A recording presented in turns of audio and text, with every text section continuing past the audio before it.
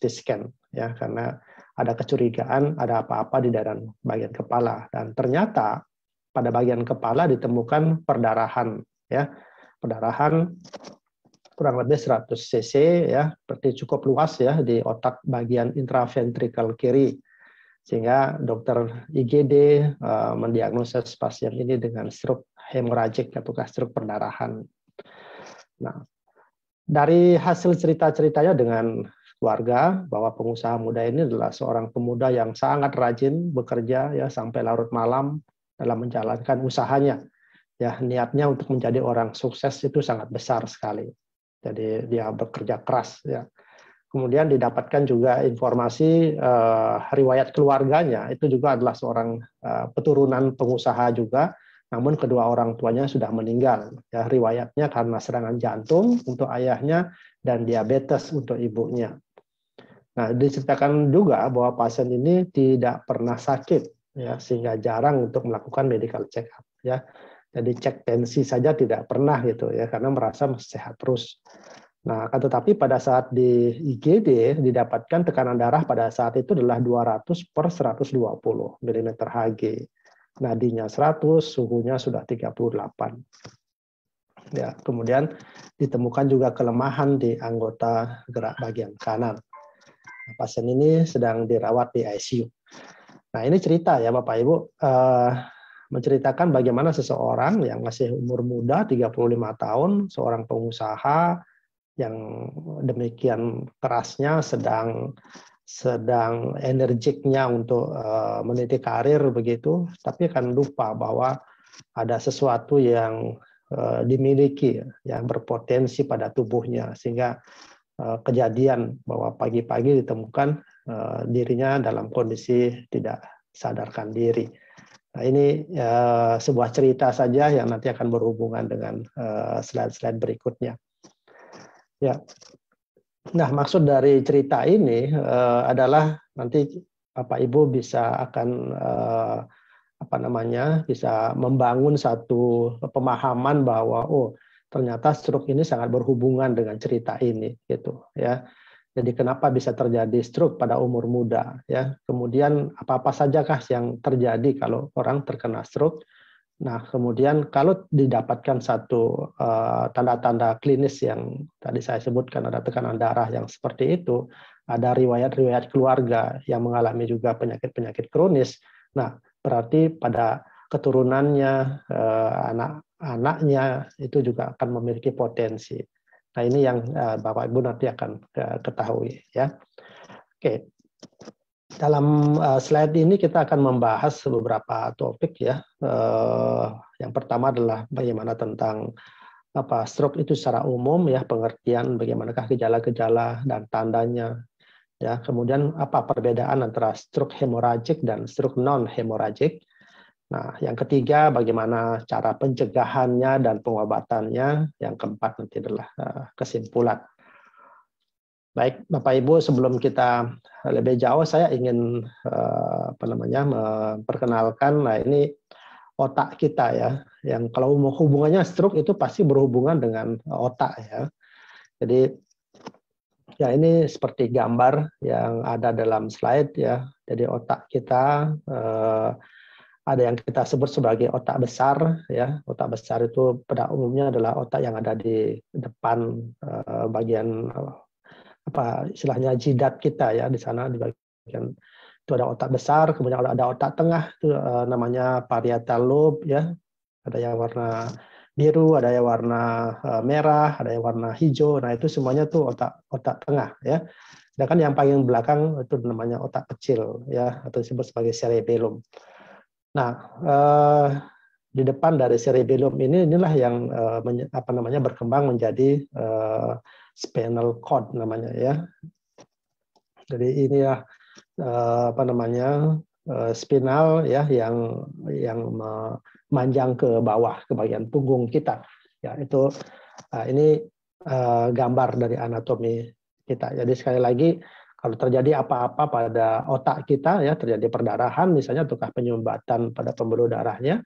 Nah, ini tergantung nanti daerah-daerah otak yang mana saja, apakah di otak besar, ataukah otak tengah, ataukah otak kecil kita yang mengalami masalah. Itulah yang nanti akan menimbulkan stroke gitu ya. Nah, kalau stroke pasti berhubungannya dengan pembuluh darah ya. Jadi dalam gambar ini kita tahu ada pembuluh darah besar ya yang memperdarahi istilahnya otak kita ya. Jadi ada pembuluh darah yang namanya arteri karotis ya. Kalau kita raba ya di bagian pinggir dari leher kita ya, itu ada dari jantung itu langsung naik ke atas ya, yang kita sebut sebagai arteri karotis. Nah, ini yang memperdarahi seluruh muka kita termasuk kepala kita gitu ya. Ada yang nanti yang menjalar ke depan itu disebut nanti arteri facialis namanya ya. Ada yang memperdarahi maksila kita namanya arteri maksilaris ya. Ada yang ke bagian otak kita itu nanti terpecah dia, ada yang menuju ke oksipital ya, ke bagian tulang kepala bagian belakang ya, ada yang ke di tengah, ada yang ke depan juga gitu. Dan itu pembuluh darah yang wajib kita ketahui dan wajib kita jaga. Sebab kalau terjadi apa-apa pada pembuluh darah ini itu fatal akibatnya, boleh dibilang seperti itu ya. Karena ini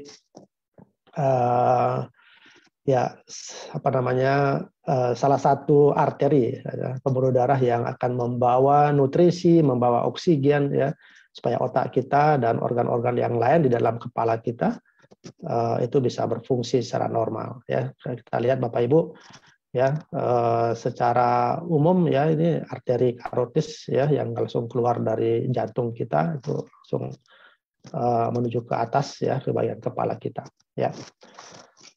Oke. Nah, stroke itu apa sebenarnya definisinya ya? Nah, ini oleh WHO. Jadi stroke itu adalah suatu keadaan ya di mana ditemukan tanda-tanda klinis ya, tanda-tanda klinis yang berkembang cepat. Nah, ini yang menjadi kuncinya adalah berkembang cepat berupa defisit neurologik vokal dan global. Jadi yang dapat memberat ya, kemudian berlangsung lama ya selama 24 jam ataukah lebih dan dapat menyebabkan kematian ya tanpa adanya penyebab lain yang jelas. Nah, ini yang didefinisikan oleh WHO. Jadi ada kata-kata yang harus kita pahami di sini adalah ada satu keadaan tanda-tanda klinis ya berupa defisit neurologik. Nah, defisit neurologik ini berhubungan dengan persarafan ya. Dan kejadiannya itu berlangsung sangat cepat sekali. Jadi dan penyebabnya ini adalah penyebabnya oleh karena dalam gangguan di dalam pembuluh darah di otak itu ya. Nah, itu pengertian dari stroke ya. Nah, stroke ini terjadi ya Bapak Ibu apabila pembuluh darah otak itu mengalami penyumbatan ataukah pecah. Jadi akibatnya sebagian otak itu sel-sel otak itu tidak mendapatkan pasokan darah yang membawa oksigen ataukah nutrisi yang diperlukan sehingga sel-sel otak itu mengalami kematian ya atau jaringan otak itu mengalami kematian.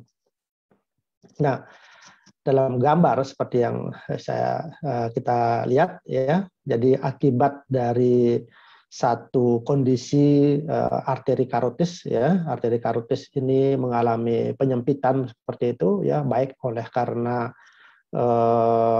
ada sumbatan di sana ataukah oleh karena ada penekanan di darah karotis itu sehingga aliran darah yang harusnya menuju ke otak itu mengalami kekurangan ya. Jadi bisa dibayangkan kalau ada penyumbatan tentu darah yang mengalir ke otak itu pasti akan berkurang. Atau bisa juga oleh karena ada satu trombus ya atau suatu komponen dari darah itu yang terlepas dalam bentuk yang volumenya lebih besar begitu, kemudian dia menuju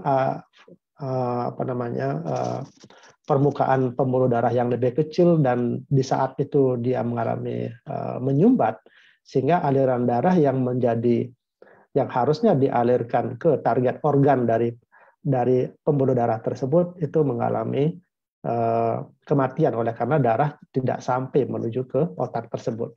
Nah, ini daerah yang otak yang mengalami kematian itu pasti akan terjadi satu perubahan ya, fisiologis dari sel-sel otak yang fisiologis ya, sehingga itu menimbulkan satu kondisi-kondisi ya, tergantung sekarang organ otak yang mana yang mengalami infak ataukah mengalami stroke, itulah yang berdampak pada kehidupan manusia itu, menurut kehidupan pasien itu yang ditimbulkan, yang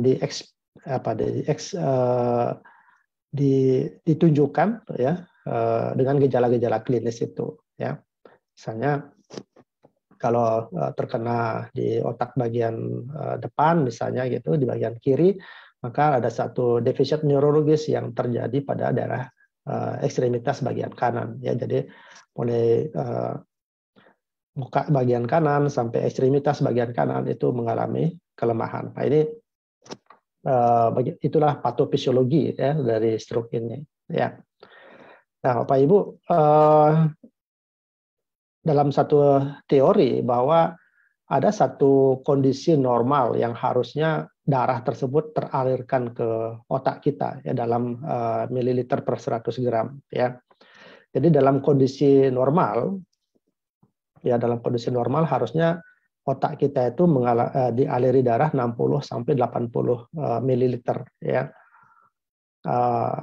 Maka jaringan otak itu masih dalam kondisi yang normal.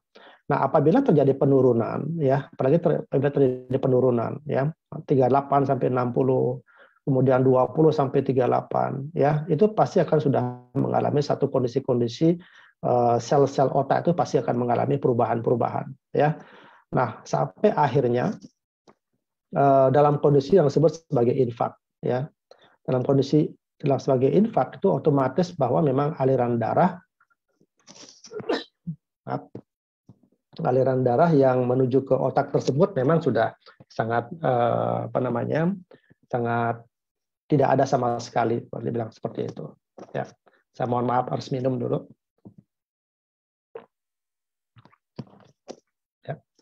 Jadi itu yang terjadi Bapak Ibu. Jadi kalau seandainya otak kita tidak teraliri darah ya, atau pembuluh darah yang harusnya menjadi tugas untuk memperdarahi bagian otak tertentu itu darahnya terhenti, baik oleh karena sumbatan, oleh karena ada emboli atau terjadi pecahnya pembuluh darah tersebut, maka aliran darah yang harusnya ke sana itu sudah akan berkurang ataukah nol sama sekali. Ini yang perubahan-perubahan seperti inilah yang terjadi gitu.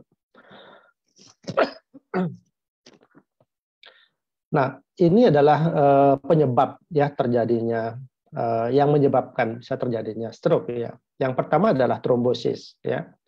Trombosis itu adalah bekuan cairan di dalam pembuluh darah di otak ya. Maksudnya kalau ada satu trombos itu akan menumpuk semakin lama itu akhirnya juga akan menutup ya bagian tertentu dari pembuluh darah itu. Itulah yang akan bisa menyebabkan aliran darah itu terhambat. Ini yang disebut sebagai trombosis ya. Yang kedua itu ischemia ya. Ischemia itu penurunan aliran darah ke bagian otak, bisa oleh karena ischemia ini bisa oleh karena hipovolemi ya, ataukah oleh karena aliran darah pada otak tersebut memang berkurang ya, volumenya. Itu juga bisa menyebabkan kondisi yang seperti itu. Yang kemudian ketiga itu disebut sebagai embolisme cerebral ya. Embolisme cerebral ini adalah bekuan darah ataukah material lain yang bergerak ya, ikut dalam aliran darah. Kemudian pada kondisi penampang tertentu dari pembuluh darah itu, emboli itu akan benar-benar tidak bisa bergerak lagi mengarah ke arah perifernya, ke arah lanjutannya lagi, dan dia akan menyumbat aliran darah sehingga otak yang harusnya mendapatkan darah tersebut itu tidak mendapatkan darah sama sekali. Nah, itu namanya emboli. Jadi bedanya dengan trombos. Kalau trombos itu diam, ya trombos itu diam, dia lama-lama dia akan menumpuk dan akhirnya dia menutupi. ya dalam kondisi setengah saja misalnya menutupi, pasti aliran darah juga akan berkurang ke target organnya. Ya kalau emboli itu dia ikut bergerak, ya dia lepas dari satu jaringan misalnya di dalam jantung, dia lepas ikut peredaran darah, ya kebetulan saja dia menutup mengikuti pembuluh darah yang menuju ke otak. Nah kemudian pada penampang pembuluh darah tertentu dia tidak lagi bisa bergerak, hanya dia terkunci di sana, itulah yang kita sebut sebagai emboli. Kebetulan dia ada di otak, makanya disebut sebagai emboli serebral. Ya, ada juga emboli yang terjadi di hati, ada emboli di jantung, ada emboli di di ginjal dan sebagainya, itu banyak sekali. Ya. Nah, yang keempat itu penyebabnya adalah terjadi hemorrhagic cerebral. Ya, jadi kita sebut ini karena pecahnya pembuluh darah di otak, ya, dengan perdarahan di dalam jaringan otak ataukah ruang sekitar otak. Nah, inilah 4 kondisi yang menyebabkan stroke itu. Ya. Nah, Bapak Ibu, bagaimana tanda dan gejala dari stroke? Ya, ya mungkin ada keluarga ataukah teman yang Bapak Ibu miliki sudah ada mengidap stroke, ya. Jadi seperti itu gejala tanda yang pasien tersebut nampakkan, ya kalau misalnya beliaunya sedang mengidap penyakit stroke, ya. Yang pertama tentu adalah karena adanya defisit neurologis, ya. Jadi penampakan yang terjadi itu memang tergantung dari lokasi lesinya. Jadi pembuluh darah mana yang pecah ataukah mana yang tersumbat. Jadi nanti daerah mana yang berdarahi oleh pembuluh darah tersebut, berarti di sana adalah lokasinya. Yang kedua adalah ukuran area yang perfusinya itu tidak adekuat. Jadi ukurannya, ya. Jadi kalau misalnya ukurannya kecil, tentu akan berbeda kalau seandainya daerahnya ukurannya lebih besar. Ya, tentu defisit neurologisnya juga pasti akan lebih banyak terjadi pada area yang matinya itu lebih besar, seperti itu artinya. Ya. Kemudian yang ketiga adalah jumlah aliran darah kolateral. Itu maksudnya adalah kalau terjadi sumbatan pada pembuluh darah tersebut, apakah ada pembuluh darah yang kolateral nggak, yang terbentuk menggantikan fungsi dari pembuluh darah itu, sehingga area yang terkena ischemia tersebut ataukah terjadi infak tersebut itu bisa diperdarahi oleh pembuluh darah yang lain. Itu maksudnya, ya. Jadi darah kolateral itu maksudnya adakah pembuluh darah pengganti yang bisa untuk menggantikan fungsi dari pembuluh darah yang terkena stroke itu, ya, atau yang terkena gangguan itu, ya. Nah, jadi tanda dan gejala stroke yang pertama adalah kehilangan motorik. Tentu ini yang paling sering kita perhatikan, ya. Jadi kehilangan motorik ini berupa apa? Itu berupa kehilangan kontrol volunteer, ya, terhadap gerakan motorik. Jadi ada kelemahan, ya, ada kelemahan pada organ yang terkena, atau terjadi satu kondisi yang gerakan-gerakan yang tidak bisa disadari, ya, volunteer, ya, atau terjadi satu flaccid namanya, ya, kekakuan seperti itu. Nah, ini kehilangan motorik. Tapi pada umumnya di tahap awal itu terjadi adalah kehilangan kekuatan, jadi kelemahan, ya. Yang kedua, pada pasien-pasien stroke itu biasanya terjadi kehilangan komunikasi, ya, yang kita sebut sebagai afasia, ya. Jadi ketidakmampuan untuk berbicara ataukah berbicaranya itu cadel gitu, ya. Nah, stroke ini adalah sebagai penyebab utama, penyebab paling umum yang biasanya menyebabkan seperti itu. Yang ketiga adalah pasien biasanya juga menunjukkan gejala gangguan persepsi, ya. Jadi ketidakmampuan untuk menginterpretasi sensasi. Jadi ada gangguan kalau diajak, seperti kehilangan pemikiran yang seperti itu, ya. Jadi ada sesuatu yang tidak normal, ya, yang terjadi dari sisi sensasinya, ya. Yang keempat adalah terjadi kerusakan fungsi kognitif dan efek psikologik, ya. Jadi gejalanya adalah kesulitan dalam pemahaman, ya. Jadi pasiennya pelupa, jadi kurang motivasi oleh karena merasa bahwa sakitnya sudah sudah sangat berat dan tidak mungkin untuk disembuhkan, itu menyebabkan terjadi penurunan motivasi untuk mulai hidup gitu.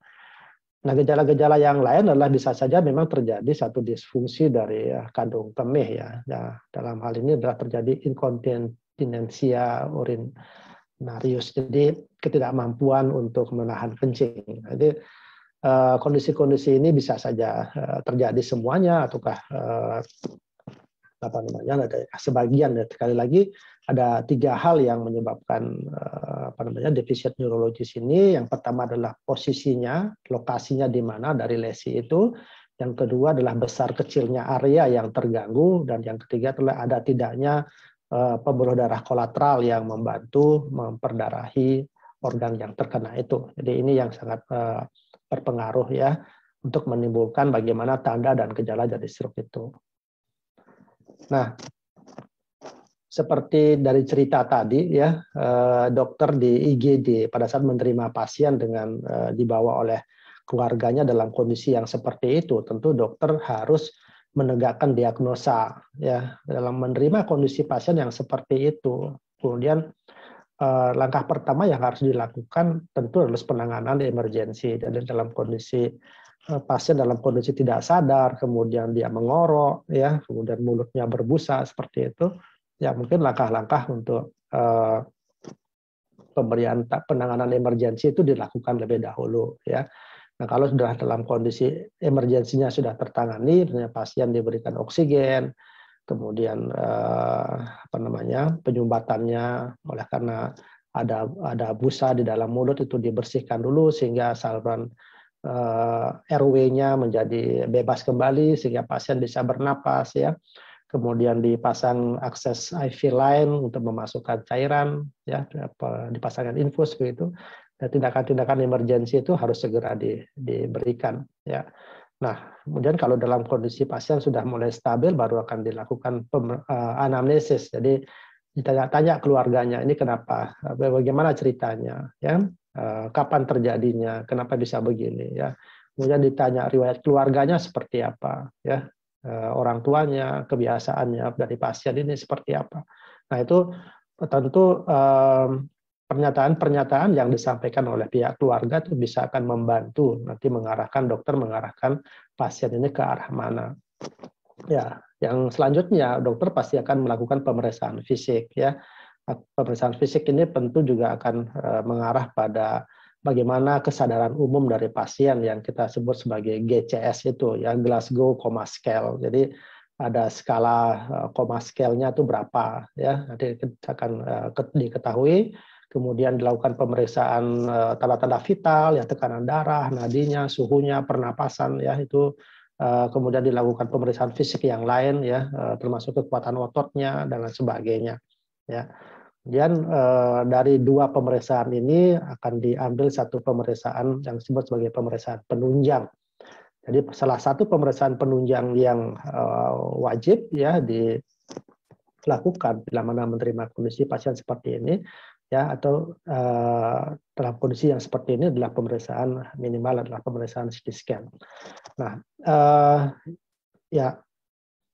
rumah sakit biasanya memiliki fasilitas seperti ini, ataukah kalau tidak itu biasanya bekerja sama dengan rumah sakit yang lain ya. Tapi pasien ini memang harus dilakukan pemeriksaan CT scan ya, karena ini harus karena dari hasil pemeriksaan itu kita bisa melihat apakah di otak dari pasien ini mengalami apa yang bisa kita lihat di sana ya. Itu cara penegakan diagnosa dari dokter ya.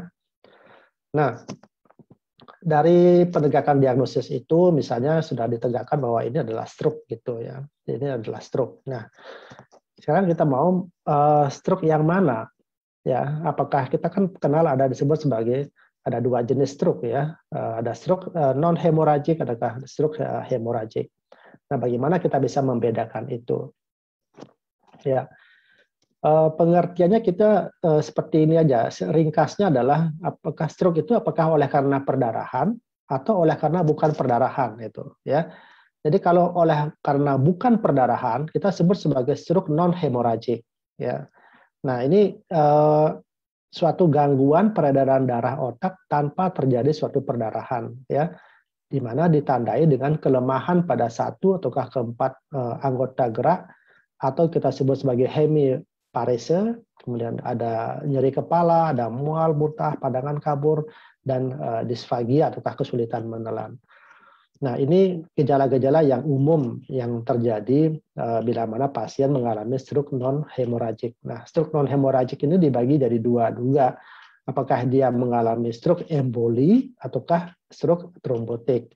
Nah, seperti tadi yang saya ceritakan ya.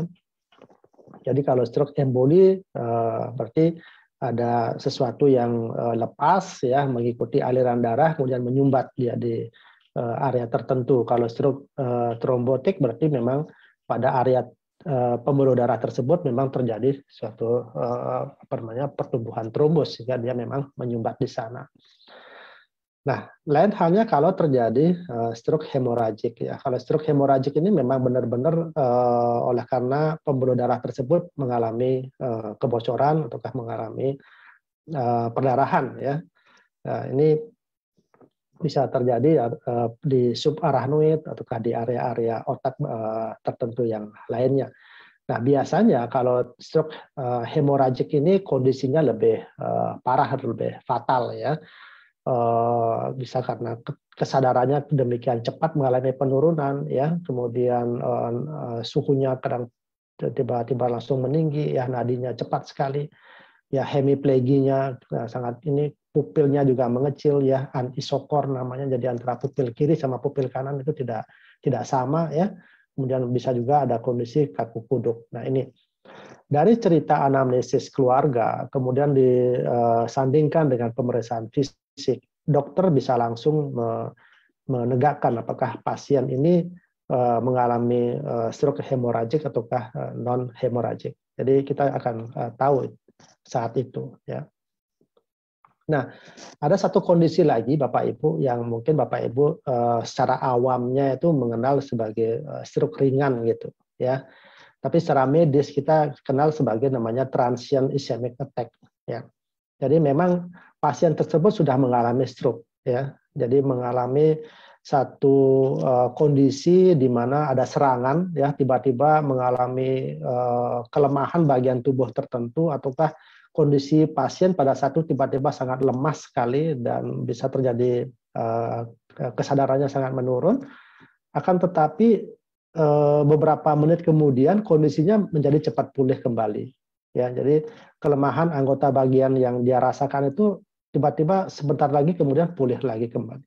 Nah, ini yang kita sebut sebagai transient ischemic attack ya. Itu terjadi karena pasokan darah yang menuju otak itu terganggu sesaat ya, hanya sesaat terganggunya. Jadi mungkin saja penyumbatan yang terjadi itu tiba-tiba langsung dia rilis, jadi sumbatannya hilang gitu. Jadi otaknya yang tadinya sempat ischemia, istilahnya kekurangan oksigen atau kekurangan darah, itu kembali lagi ada aliran darah ke sana sehingga kondisinya pulih kembali. Tapi Bapak Ibu, bahwa transient ischemic attack ini sebagai tanda awal ya, sebagai tanda awal bahwa bila mana ini akan terjadi serangan yang kedua itu biasanya akan lebih fatal. Nah, jadi ada kondisi-kondisi kadang tubuh kita itu memberikan satu tanda-tanda awal yang wajib kita kenali ya, sehingga dari sana kita akan bisa melakukan hal-hal untuk pencegahan supaya stroke yang memang akan terjadi itu tidak harus terjadi pada diri pasien itu ya.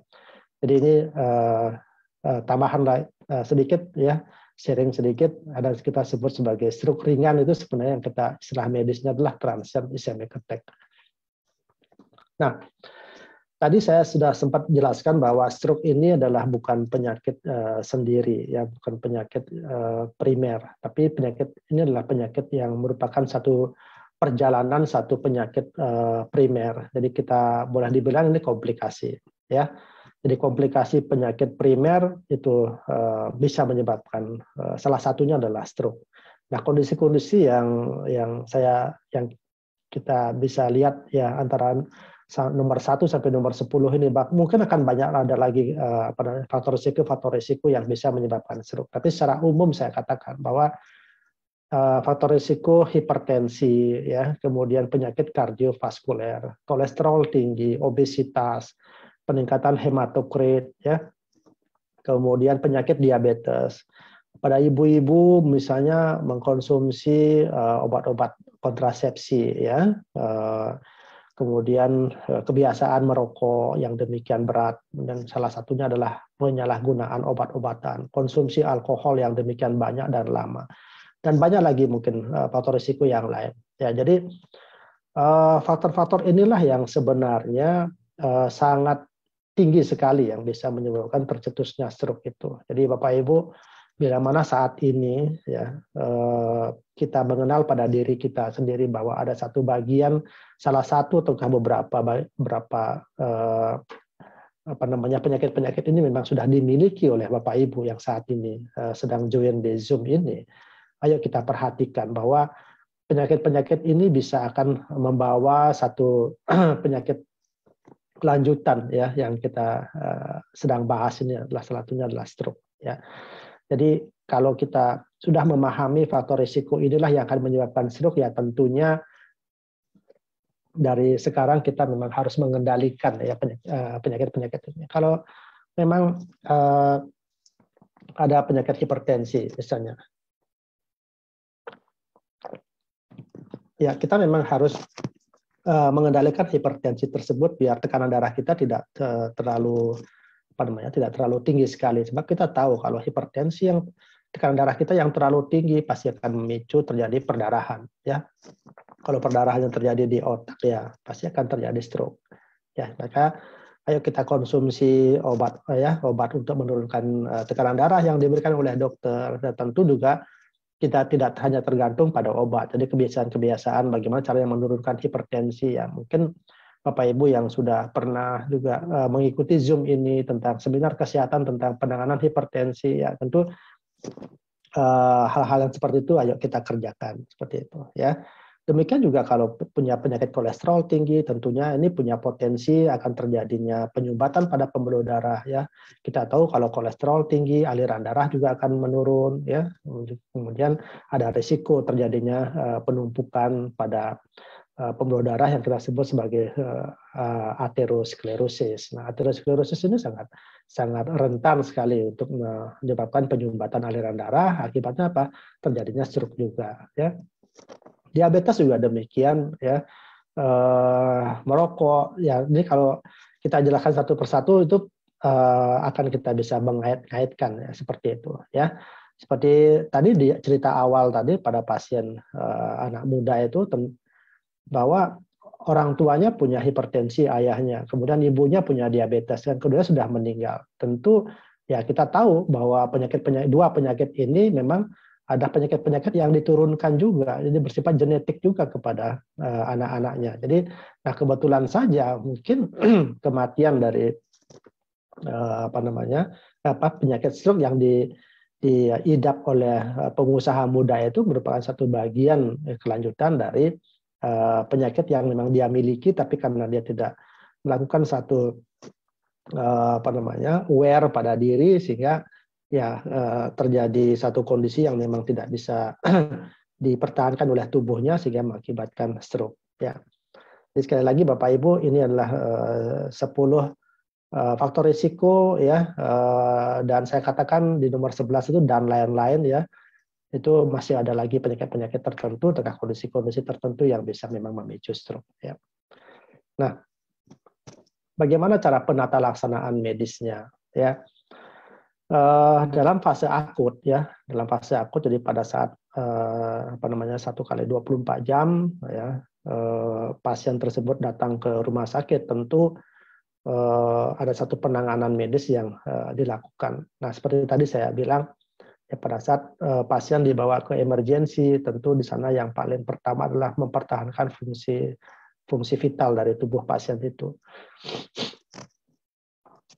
Ya, yang paling sering dalam kondisi mengorok ataukah ada busa misalnya pada mulut pada pasien-pasien dengan stroke hemoragik itu biasanya adalah jalan napas dan pernapasan itu seringkali terganggu. Nah, kalau hal ini tidak ditangani dengan segera, maka kematian pasien itu bukan disebabkan oleh stroke-nya, malah kematian pasien itu disebabkan oleh karena malah fungsi vital di organ parunya yang menyebabkan kematian. Nah ini kalau itu sampai terjadi, wah itu sudah penanganan yang tidak bagus ya. Nah, tapi yang rumah sakit, tukang dokter yang bekerja di emergency itu pasti tahu ya. Kalau kondisi yang seperti itu yang harus dilakukan penanganan pertama adalah tetap harus mempertahankan fungsi vital. Ya, kemudian yang selanjutnya itu dilakukan reperfusi dengan trombolitik ataukah vasodilatasi ya. Ini kalau stroke-nya itu merupakan emboli maupun oleh karena trombus ya, oleh karena penyumbatan. Jadi stroke non hemoragik. Jadi kalau terjadi seperti ini maka harus segera dihilangkan penyumbatannya baik oleh karena trombus maupun emboli. Jadi bisa dengan pemberian penghancuran trombus atau pembuluh darahnya dilebarkan, kita sebut sebagai vasodilatasi. Ya. Nah ini tujuannya adalah untuk mencegah peristiwa trombolitik ataukah emboli. Nah yang selanjutnya adalah pencegahan terhadap peningkatan tekanan intrakranial ya. PIK itu tekanan intrakranial. Kita tahu bahwa kalau seandainya terjadi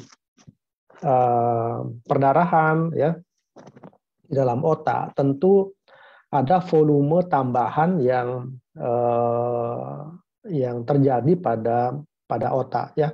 Bapak Ibu kan kita tahu kepala kita ini kan tidak berubah lagi ya dalam kondisi dewasa. Jadi volumenya sudah tetap seperti itu, tekanan intrakranialnya juga dalam kondisi normal ya. Sebab kapan kalau tekanan kranial itu meningkat, efek yang kita rasakan itulah nyeri kepala. Ya, nyeri kepala bisa sampai dalam tahap awal itu bisa koma gitu. Nah, kalau terjadi suatu perdarahan, tentu ada volume darah yang keluar dari volume otak yang normal. Ya, misalnya ada 100 cc tadi ya. Berarti ada sekian milimeter kubik yang menambah tekanan intrakranial itu. Ya, kita bisa bayangkan ya. Kalau itu terjadi peningkatan yang cukup besar, maka efeknya pasti akan pasti akan lebih berat seperti itu ya. Nah, biasanya kondisi-kondisi untuk penanganan medis ini biasanya pasien itu diberikan obat yang untuk menurunkan tekanan intrakranialnya, biasanya diberikan manitol biasanya ya. Ini kalau sudah dikonsulkan ke dokter spesialis saraf ya. Nah, selanjutnya adalah mengurangi edema cerebral ya, biasanya diberikan diuretik. Ya, jadi kalau ada pasien dengan stroke kemudian terjadi infak, ya area tertentu di dalam otak itu pasti akan mengalami pembengkakan. Ini proses peradangan ya. Kalau akibatnya adalah terjadi udem, membengkak ya, membengkak cerebral. Kalau pembengkakan oleh karena udem itu biasanya harus dikeluarkan dengan diuretik namanya ya. Nah, kalau terjadi perdarahan ya, kadangkala penanganannya itu memang harus dilakukan operasi ya. Jadi memang tidak semua stroke oleh karena perdarahan itu dilakukan operasi. Jadi tidak semua, tergantung dari lokasi dari stroke-nya, tergantung lokasi dari perdarahannya di daerah mana. Nah, itu yang nanti bisa dilihat oleh pemeriksaan CT scan. Jadi kalau tempatnya memang di luar ya, pembuluh darahnya yang pecah itu memang di luar dari permukaan, itu biasanya dilakukan operasi oleh dokter. Jadi kadang ada pasien stroke kenapa dioperasi ya, maksudnya itu adalah yang pertama adalah mengurangi perdarahannya atau menutup area luka yang ditimbulkan pada saat terjadi perdarahan tersebut. Yang kedua adalah tentu menyingkirkan sisa-sisa darah yang keluar itu sehingga tekanan intrakranial pada pasien tersebut tidak meningkat. Ya. Yang selanjutnya tentu adalah upayanya tidak menyebabkan area otak yang rusak semakin melebar. Jadi itu beberapa tujuan ya tindakan operasi yang harus memang dilakukan. Jadi sekali lagi ada 5 tindakan medis yang dalam fase akut ini. Nah, dalam fase post akut, jadi kalau fase akutnya sudah tertangani, tentu dokter juga akan melakukan satu penanganan lanjutan, ya. Lanjutan di sini maksudnya bagaimana kita bisa memperbaiki satu kondisi pasien yang sudah harus berada di luar rumah sakit, misalnya begitu, dia harus tetap dalam kondisi eksis, ya bisa menjalani kehidupan walaupun dalam kondisi stroke, ya. Yang pertama tentu seperti saya bilang, gejala klinis yang bisa ditunjukkan itu mengalami spastik paralisis, ya. Tentu dalam kondisi seperti ini beberapa pasien memang harus diberikan obat-obat untuk mengurangi spasme, ya, mengurangi apa namanya, kekakuan seperti itu, ya. Yang kedua adalah program rehabilitasi, ya. Program rehabilitasi ini ada banyak macam, ya, tentu sesuai nanti dengan keluhan klinis yang ditunjukkan oleh pasien tersebut, ya. Dan yang ketiga adalah penanganan psikososial. Ya, ini yang tadi psikososial ini karena dampaknya memang dari sisi penampilan, dari sisi motivasi untuk hidup, beberapa kadang-kadang pasien-pasien mengalami stroke ini mengalami penurunan, ya. Nah, ini penata laksanaan secara pada fase post akut, ya. Nah, saya jelaskan sedikit tentang rehabilitasi, Bapak Ibu. Jadi pada pasien dengan stroke itu ada beberapa rehabilitasi yang memang harus dilakukan, ya. Kalau dia mengalami gangguan bicara, tentu harus dilakukan terapi bicara, ya. Kemudian masalah kelemahan tubuhnya, ketidakmampuan untuk berjalan, ketidakmampuan untuk mengangkat tangan, mengangkat kaki, menggerakkan tangan dan kaki, itu memang harus dilakukan fisioterapi, ya. Kemudian secara psikologi, oleh karena kecemasan, oleh karena apa namanya, kemampuan motivasi untuk hidupnya sudah mulai berkurang dan sebagainya yang berhubungan dengan emosional, tentu ini harus dilakukan konseling psikologi, ya. Dan ada satu namanya terapi okupasi. Nah, jadi melihat satu treatment rehabilitasi yang demikian kompleks ini, penanganan untuk stroke itu tidak hanya dilakukan oleh dokter saja, Bapak Ibu, ya. Jadi ini harus penanganan yang secara komprehensif, baik dari dokter, perawat, ya, tenaga medis lainnya, dalam hal ini adalah fisioterapis, ya. Fisioterapis itu juga banyak macam, ya. Ada yang fisioterapinya, ada yang terapi bicaranya, ada yang terapi okupasinya, dan juga melibatkan mungkin ya tenaga psikologis, ya, tenaga psikologi. Nah, ini jadi memang penyakit stroke ini sangat kompleks, ya, sangat kompleks, ya. Jadi sangat bersyukur, ya, Bapak Ibu yang bisa hadir di dalam Zoom ini, bisa mendengarkan, ya, edukasi yang saya sampaikan. Jadi jangan sampailah kita akan mengidap stroke ini, gitu, ya, karena demikian beratnya yang memang harus dilampaui, ya, oleh pasien-pasien yang seperti ini. Nah, saya lebih menekankan begini, Bapak Ibu, kenapa pasien tersebut harus menjalani fisioterapi, ya. Nah, kadangkala kejenuhan pasien yang dilakukan treatment itu pasti akan selalu ada, ya, karena merasa sudah lama sekali dilakukan fisioterapi, tidak membaik kondisi saya, tidak ada sesuatu yang saya dapat, ya, perbaikannya juga sangat kecil sekali sehingga mengurangi keinginan untuk melakukan fisioterapi. Saya katakan bahwa fisioterapi ini sangat penting, ya, harus dilakukan. Sekali lagi harus rutin dilakukan. Karena apa?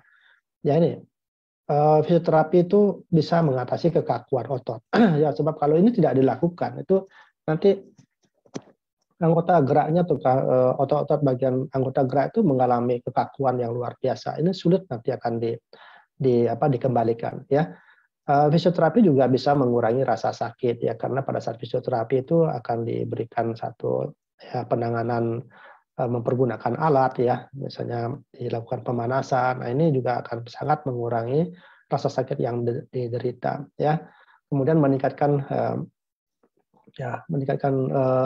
kemampuan, ya, untuk bergerak. Jadi sekali lagi fisioterapi harus dilakukan secara rutin. Jadi kalau Bapak Ibu memiliki keluarga atau Bapak Ibu yang sedang join di sini juga sedang sakit stroke, jadi saran saya fisioterapi ya. Kalau memang kita tidak bisa melakukan fisioterapi sendiri, ya ada petugas yang bisa kita panggil ataukah kita menuju ke tempat fisioterapi. Tapi kalau misalnya pun kita harus melakukan di rumah sendiri, ya paling tidak kita tahu tahapan-tahapan fisioterapi apa yang kita akan lakukan secara mandiri. Ya, sekali lagi intinya adalah kita memang harus melakukan fisioterapi. Nah, apa namanya, komplikasi dari stroke ini bisa juga terjadi. Jadi tadi stroke ini sudah merupakan komplikasi dari suatu penyakit yang primer atau bisa juga penyakit yang sekunder. Nah, stroke sendiri juga menyebabkan komplikasi juga ke kondisi yang lain. Nah, komplikasi ini kita bagi menjadi komplikasi yang akut ya dan komplikasi yang lanjutan. Nah, komplikasi yang akut ini bisa kita bedakan komplikasi neurologis dan non-neurologis. Gitu. Nah, apa yang disebut sebagai komplikasi neurologis? Neurologis ini adalah komplikasi yang memang benar-benar terjadi pada otaknya langsung, ya. Misalnya terjadi edema otak, ya. Edema otak itu artinya pembengkakan pada daerah otak, ya, akibat dari kejadiannya stroke. Kemudian infaknya itu bertransformasi menjadi perdarahan. Bisa juga dari infak itu bisa terjadi perdarahan ya karena kelemahan dari pembuluh darah yang ada di daerah tersebut. Bisa terjadi vasospasme ya. Jadi pembuluh darahnya menjadi kaku ya, bisa terjadi hidrosefalus. Hidrosefalus ini ada penumpukan cairan begitu ya di dalam otak. Dan bisa dalam kondisi tertentu terjadi kondisi kejang. Nah, ini kondisi-kondisi yang sifatnya neurologis. Nah, kalau yang sifatnya non-neurologis, itu pada kondisi stroke itu bisa terjadi hipertensi, ya, bisa terjadi hiperglikemia reaktif, bisa terjadi edema paru, bisa terjadi kelainan jantung dan aritmia. Jadi kelainan pada otak tersebut bisa juga menyebabkan satu kondisi di luar dari otak. Nah, ini yang kita sebut sebagai komplikasi non neurologis ya. Nah, sebagai komplikasi lanjutan ya, komplikasi lanjutan ini pengertiannya kalau pasien itu sudah lama menderita stroke ya, kemudian kondisinya ini yang menyebabkan gangguan pada fisiknya ya, yang gangguan-gangguan tersebut misalnya ya dapat berupa hidrosefalus yang obstruktif, jadi ada penyumbatan cairan otak ya, kemudian bisa juga terjadi bronchopneumonia. Bronchopneumonia ini biasanya oleh karena dia mengalami tirah baring yang lama ya, artinya tidur terus malas bergerak ya, atau pasien itu memang sudah tidak bisa bergerak sama sekali sehingga hanya satu aktivitas yang dilakukan hanya tidur. Nah, salah satu komplikasinya itu memang bisa terjadi bronchopneumonia. Demikian juga kita sebut sebagai ulcus decubitus. Ya, jadi ada luka ya, ada luka pada daerah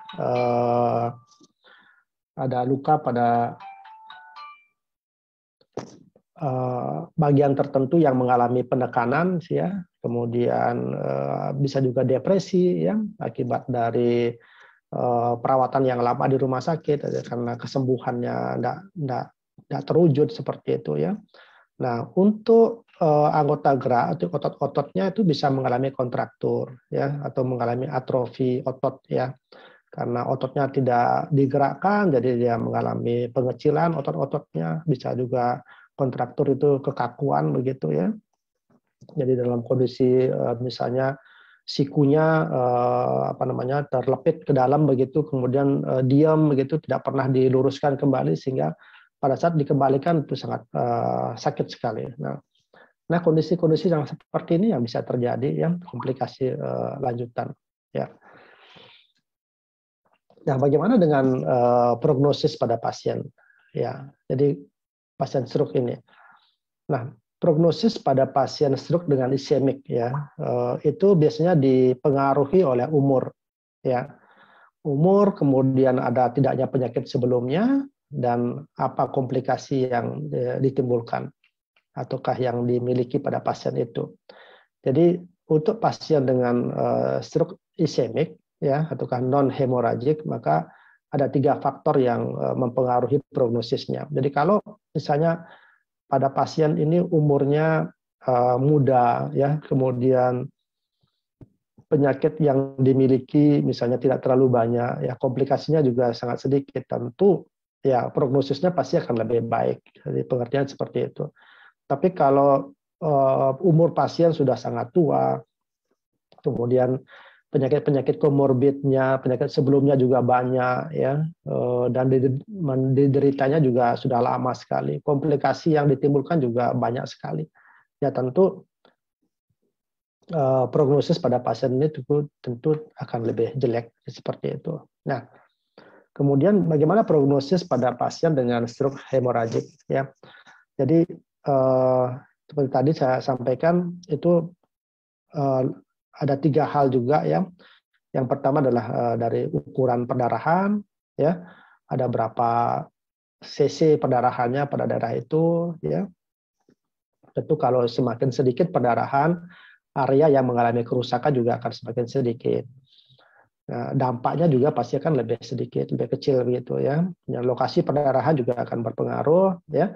Kemudian tingkat kesadaran dari pasien ini. Jadi kalau GCS-nya misalnya belum koma ya, GCS-nya hanya menurun saja sedikit misalnya ya antara 10 sampai 13 begitu misalnya, ya tentu akan lebih bagus ketimbang kalau GCS-nya adalah 3 gitu ya.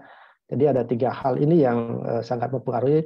Kadang kita punya keluarga, tanya sama dokter, dok bagaimana kira-kira keluarga saya yang kena stroke tadi gitu ya. Pasti jawaban dokter adalah ya saya lihat dulu ini di mana perdarahannya dan di mana berapa besar perdarahannya. Tentu ini pasti akan bisa dilihat dari pemeriksaan penunjang dengan CT scan. Jadi di situ kita bedakan, kita bisa melihat, kemudian tingkat kesadarannya kan bisa dilihat oleh dokternya. Jadi penggabungan ketiganya ini yang kan bisa menyimpulkan bahwa prognosisnya, wah ini prognosisnya mungkin sedikit tidak bagus Bapak Ibu. Jadi ya kita berusaha seoptimal mungkin untuk memberikan penanganan. Padahal jawaban dokter adalah seperti itu. Ya. Oke, baik.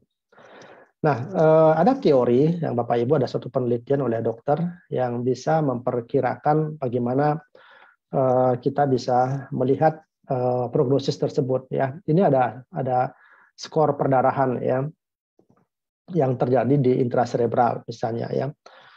Nah, ini angka-angka yang kita bisa pantau di sini ya. Nanti misalnya ada komponen yang bisa dilihat. Ada GCS itu Glasgow Coma Scale ya. Kemudian umur pasiennya berapa. Kemudian ini berawal dari infratentorial. Tentorial ini artinya di saraf otak kecil ya. Kemudian berapa volume perdarahannya. Perdarahannya terjadi di intraventrikular ataukah tidak. Nah, ini indikator-indikatornya ya. Kemudian di paling kanan inilah skornya nanti. Nah, skor ini nanti kita akan jumlahkan berapa skornya. Kemudian ini interpretasinya nanti.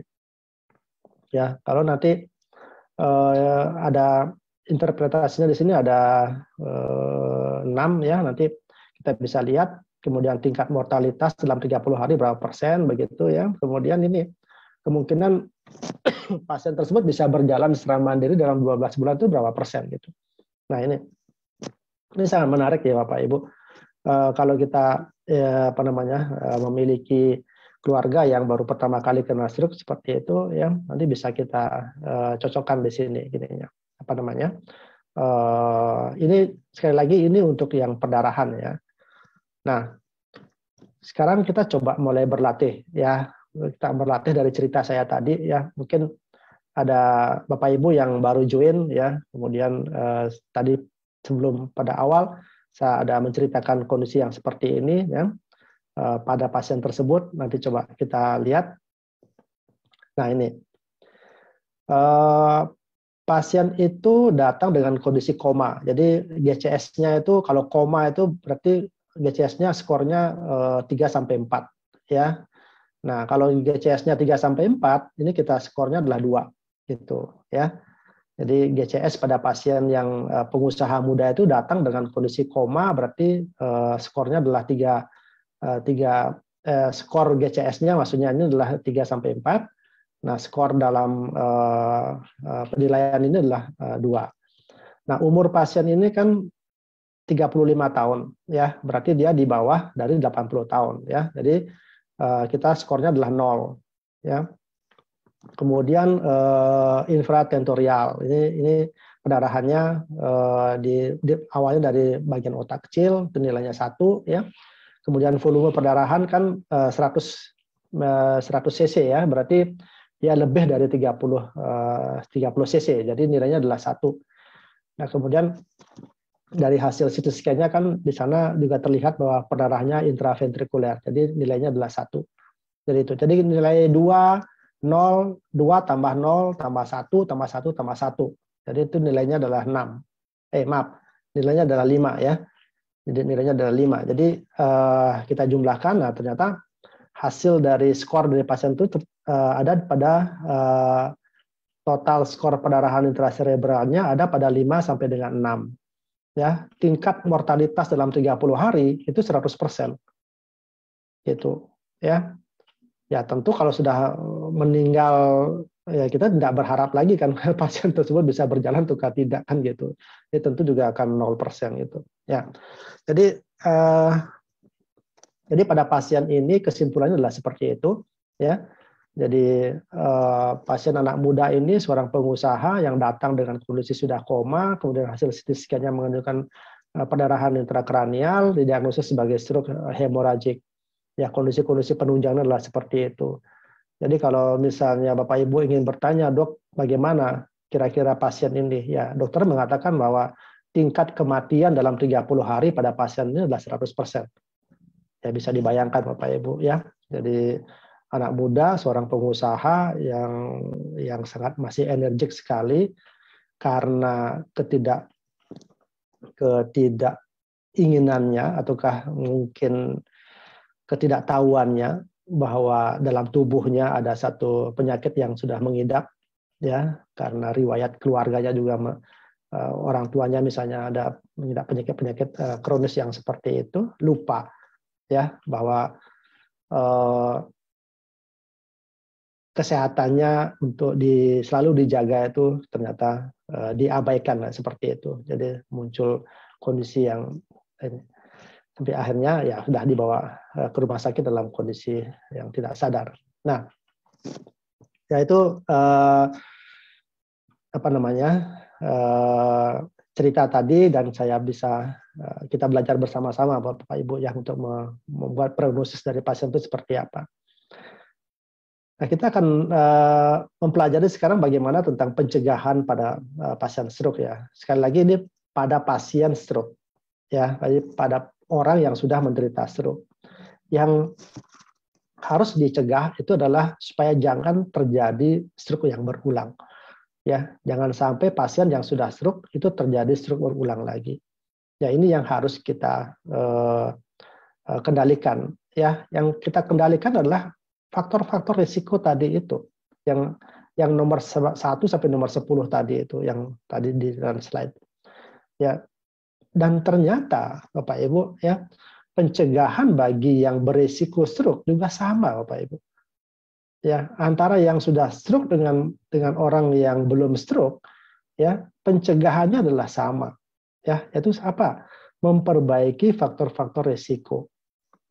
Ya, atau kalau misalnya kita tidak memiliki faktor risiko yang seperti ini, jangan sampai di perjalanan kehidupan kita ke depan, jangan sampai kita memiliki faktor risiko itu. Gitu. Ya, misalnya sekarang saya umur 25 tahun atau 30 tahun, saya belum memiliki tekanan darah tinggi. Wah, jangan sampai di umur 50 tahun, jangan sampai di umur 60 tahun, Bapak Ibu, misalnya atau teman-teman memiliki penyakit hipertensi. Ya tentu dengan kondisi itu pasti akan mempunyai satu risiko yang lebih besar untuk terjadinya stroke. Jadi sekali lagi pencegahan bagi pasien stroke dengan yang memiliki risiko stroke itu adalah sama. Jadi tidak ada bedanya. Jadi makanya hanya pada pasien stroke yang kita cegah adalah jangan sampai terjadi stroke yang berulang. Tapi bagi orang yang hanya memiliki stroke, yang hanya memiliki risiko, ya faktor risiko, jangan sampai terjadi stroke. Itu saja sih yang saya ingin sampaikan. Nah, Bapak Ibu, saat ini kan kita mengenal, ataukah kita sudah mengetahui makanan kesehatan kita, ya, terutama adalah SOP 100 plus dan SOP Subarasi. Di mana sebenarnya peranan makanan kesehatan ini? Ya, kita tahu Bapak Ibu, ya, jadi SOP 100 juga produk upgrade-nya yang kita kenal sebagai SOP Subarasi itu kan memiliki kandungan produk yang cukup banyak, ya, yang dalam SOP 100 itu kita sebut sebagai marine placenta, itu yang nanti memiliki, ya, patennya nanti adalah sebagai efek untuk regenerasi sel, ya, kemudian memperbaiki sistem aliran darahnya. Nah, sedangkan pada SOP Subarasi oleh karena ada penambahan sarden peptide dan fruit flow peptide, ya, maka penambahan patennya juga ada penambahan, yaitu sebagai anti agregasi trombosit dan anti hipertensi.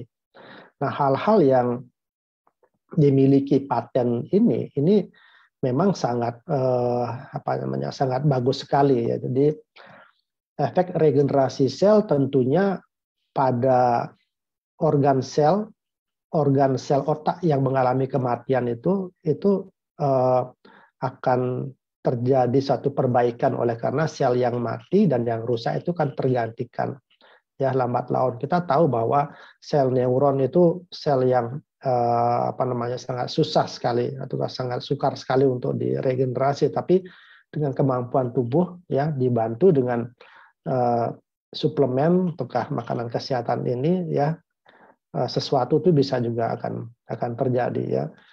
Kita lihat banyak, ya, pengalaman dari para member ataukah keluarga dari member yang mengatakan bahwa keluarganya membaik, ya, setelah mengalami stroke 1 tahun, 2 tahun, bahkan mungkin yang 10 tahun, ya. Membaiknya itu adalah satu kesyukuran yang harus kita hargai, ya. Artinya kita meyakini bahwa penyakit stroke ini tidak akan bisa sembuh sempurna sedia kala, ya. Pasti akan ada defisit neurologis yang masih tersisa. Tetapi kesyukuran yang dinikmati pada pasien-pasien yang mengalami stroke itu walaupun perubahannya sangat sedikit sekali, tapi buat beliaunya itu adalah sangat yang luar biasa. Contoh, ya, ini contoh saja. Ada pasien stroke yang sedemikian lama tidak bisa tidur misalnya, ya, oleh karena rasa sakit yang dia derita, ya. Setiap malam menderita sakit, ya, sehingga tidurnya terganggu. Tapi pada saat mengkonsumsi SOP 100 ataukah mengkonsumsi SOP Subarasi, tidurnya menjadi lebih nyenyak misalnya. Nah, perubahan dari tidak bisa tidur menjadi bisa tidur, ya, sedikit begitu saja itu sudah sangat disyukuri sekali itu. Ya, perubahan seperti itu aja itu sudah membuat pasien itu merasa terbantu sekali. Apakah perubahan-perubahan yang lain juga bisa terjadi, ya? Ya, ini soal masalah waktu, ya. Karena apa? Tentu paten untuk regenerasi sel, kemudian perbaikan sistem aliran darahnya dan perbaikan yang lain tentu itu membutuhkan waktu. Ini masalah waktu saja sih sebenarnya, gitu, ya. Nah, jadi tadi saya sudah sampaikan, ya, regenerasi sel pada sel neuron itu pasti juga akan terjadi, ya. Kemudian dibantu dengan aliran darah yang semakin meningkat pada perbaikan sel tersebut, ya, karena sel yang baik tentu harus ditopang oleh aliran darah yang baik juga, gitu, ya. Nah, kemudian kalau kita mengkonsumsi SOP Subarasi, karena di sana juga ada kemampuan sebagai anti agregasi, kemudian juga kalau misalnya pasien menderita hipertensi, tentu di sana juga sebagai anti hipertensi. dan kondisi-kondisi faktor risiko yang dimiliki pada pasien tersebut, sehingga ini akan sangat membantu sekali. Jadi dengan mengkonsumsi SOP 100 maupun SOP Subarasi itu, ya beberapa kondisi penyakit-penyakit komorbid itu juga akan diperbaiki, secara otomatis penyakit stroke-nya juga secara lambat laun juga akan diperbaiki, seperti itu ya. Jadi itulah manfaat yang bisa didapatkan pada pasien dengan stroke bila mana mengkonsumsi SOP 100 maupun SOP Subarasi. Akan tetapi Bapak Ibu ya, keberhasilan dalam terapi stroke ini tentunya itu merupakan satu kombinasi ya. Jadi tidak bisa bekerja sendiri mengandalkan SOP 100 seperti itu atau SOP Subarasi saja mentang-mentang ada ini ya. Tapi yang saya katakan bahwa ini harus dilakukan secara sinergi. Jadi yang pertama, faktor-faktor risiko yang terjadi pada pasien itu, yang dimiliki pada pasien itu harus dikendalikan. Ya. Kemudian tindakan rehabilitasi itu harus dijalankan. Ditambah dengan terapi medikamentosa yang diberikan oleh dokter yang merawat ya saat di rumah sakit. Itu tetap harus diberikan, tetap harus dikonsumsi. Ya, di samping nanti adalah kehadiran dari SOP 100 maupun SOP Subarasi ini sebagai nutrisi kesehatan, ya itu sebagai pendamping. Jadi itu kesimpulan dari materi ini Bapak Ibu. Sekali lagi kesimpulannya bahwa kalau menginginkan bila mana memang sudah menderita stroke ya, untuk terjadi mempercepat perbaikan, maka faktor-faktor risiko yang dimiliki pada pasien tersebut memang harus dikendalikan. Sekali lagi harus dikendalikan, kemudian tetap melakukan rehabilitasi. Ya, obat-obat yang diberikan oleh dokter tetap harus dikonsumsi. Ya, kemudian kalau memang saat ini sedang mengkonsumsi SOP 100 maupun SOP Subarasi, itu silakan dilanjutkan ya sesuai dengan takarannya berapa ya, tentu sesuai dengan indikasinya gitu ya. Oke, Bapak Ibu, demikian yang bisa saya sampaikan ya. Silakan kalau misalnya nanti ada pertanyaan-pertanyaan yang tidak bisa dijawab pada saat Q&A nanti ini, silakan hubungi saya di nomor sekian ya. Ada nomor Instagram saya ya, silakan di-follow. Ada juga Facebook saya, silakan ya. Saya ada gejala aritmia atau enggak mungkin saya udah punya aritmia, udah kena aritmia. Apa resiko stroke-nya lebih tinggi atau enggak ngaruh? Ya, emang aritmia itu satu kondisi kelainan jantung yang memiliki risiko yang besar ya, karena aritmia kalau ditambah lagi dengan gejala penyakit jantung yang lain ya, kardiovaskular yang lain, itu bisa memicu timbulnya emboli ya. Jadi aritmia itu kan gangguan dalam ritme jantungnya. Jadi kalau misalnya nanti ada satu kondisi yang tidak bagus ya dalam kardiovaskulernya, itu bisa atau terbentuk trombos misalnya, dan trombosnya itu lepas ya dari biasanya pada katupnya, itu katup jantung ya bisa lepas, kemudian dia mengikuti aliran darah. Aliran darahnya menuju ke otak, kemudian dia menyumbat salah satu pembuluh darahnya, itu bisa menyebabkan stroke. Jadi memang betul ya, aritmianya harus diobati dulu lah, itu istilahnya ya. Kalau kekurangan kalium memang bisa ngarah ke stroke, Dok? Ya ini bukan dari kaliumnya langsung ya, tapi kalium itu kan juga bisa menyebabkan gangguan pada jantung ya. Nah itu maksudnya. Jadi bukan dari kaliumnya langsung yang menyebabkan seperti itu ya. Tapi sekali lagi begini Bapak Ibu ya, sesuatu hal yang tidak seimbang itu pasti akan tidak bagus. Ya, kalau kekurangan atau kelebihan ya yang menjadi kebutuhan dari tubuh kita itu pasti tidak bagus ya, tidak balance. Inilah kondisi-kondisi. Ya, kapan dia menyebabkan stroke ya tinggal kita hubungkan saja penyakit apa yang mendasari nanti kekurangan dari kalium tersebut gitu. Ya. Kalau misalkan begadang, Dok, bisa nggak sih ya. jadi micu stroke juga atau apa? Ini katanya dia bilang tidur larut malam dan pagi-pagi itu kepalanya suka pusing. Itu kan sebenarnya menurut kita mungkin kalau orang awam lumrah, atau kalau menurut dokter ada bahasa medisnya, atau ternyata sebenarnya ada kenapa-napa aneh gitu, Dok. Iya, bukan karena begadangnya menyebabkan stroke ya, tapi begadangnya itu bisa memicu penyakit tertentu yang menjadi faktor risiko terjadinya stroke ya. Contoh ini ya, Oke. ya misalnya kita ambil contoh Pak Angga lah misalnya karena kerja keras ya, Eh, harus begadang terus gitu ya. Jadi begadang, nah itu kan kita sesuatu yang kita tidak sadari, kadang itu stres ya. Kemudian ada ketidakseimbangan lah untuk istirahat. Bahwa otak kita ternyata butuh istirahat yang cukup gitu ya. Nah ini kan memicu hal-hal yang misalnya terjadi hipertensi ya. Misalnya juga terjadi gangguan metabolisme karbohidrat. Misalnya tiba-tiba nanti terjadi diabetes begitu. Nah kondisi-kondisi yang seperti inilah yang nanti bisa memicu gitu ya, memicu timbulnya stroke. Jadi bukan ya caranya seperti apa? Ya kurangi begadangnya. Ya, seperti itu. Jadi sebelum muncul penyakit hipertensi, ya, penyakit diabetes misalnya, ya pemicu terjadinya penyakit tersebut adalah karena begadang, ya kurangi begadangnya. Ya kembali ke kehidupan yang normal. Kalau malam, ya mungkin jangan terlalu larut malam, misalnya tidur, atau kita punya jam tertentu, memang kita harus istirahat. Nah, seperti itu. Ini tubuh kita kan punya adaptasi yang sangat bagus sekali ya, gitu ya. Prinsipnya adalah jam istirahatnya itu memang harus sama itu, atau harus seimbang gitu ya antara jam istirahat dengan jam kerjanya.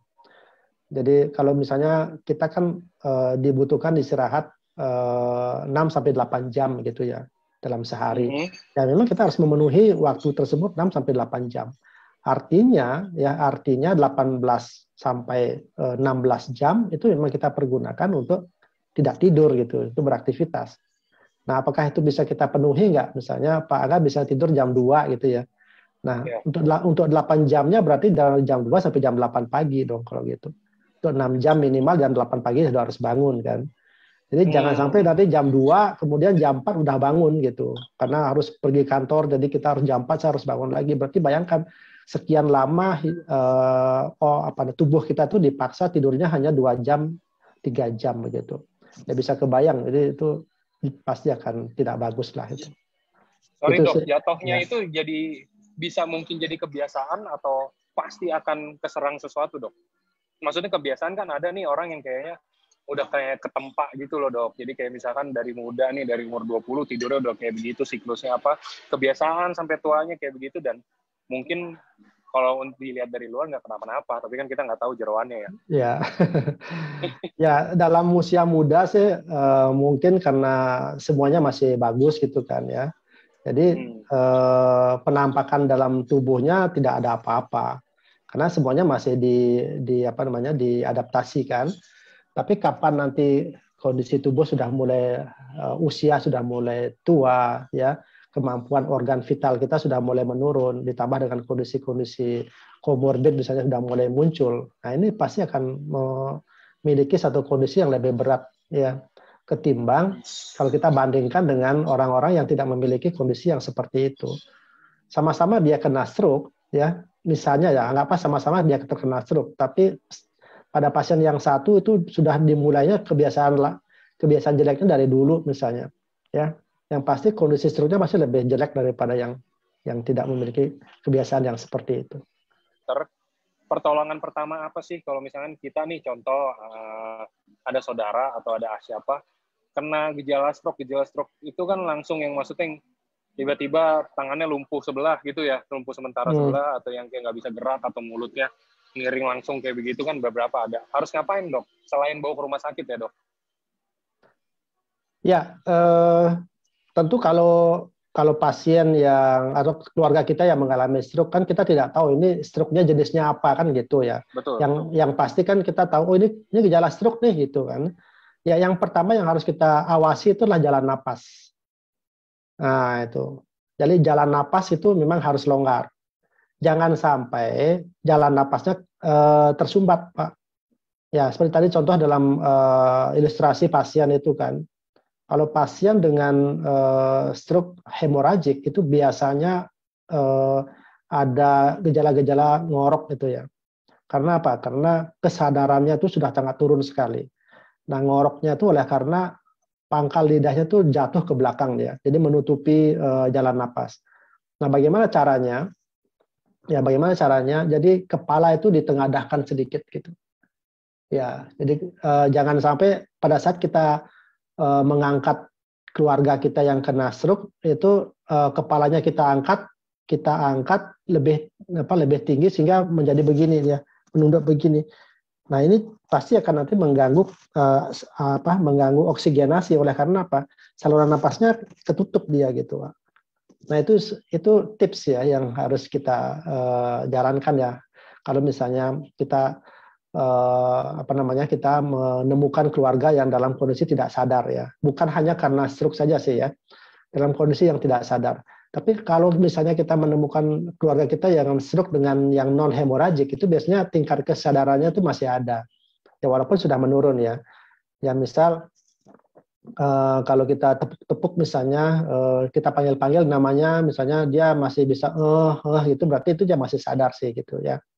Itu artinya kalau sudah bersuara, itu menandakan bahwa jalan napasnya tuh clear, artinya bebas gitu ya. Nah, jadi kita sudah aman itu gitu. Nah, yang kita harus waspada itu kalau misalnya keluarga pasien itu dalam kondisi yang tidak sadar. Ya, kalau pasien kondisi tidak sadar kan dia pasti tidak bisa mengeluarkan suara gitu kan ya.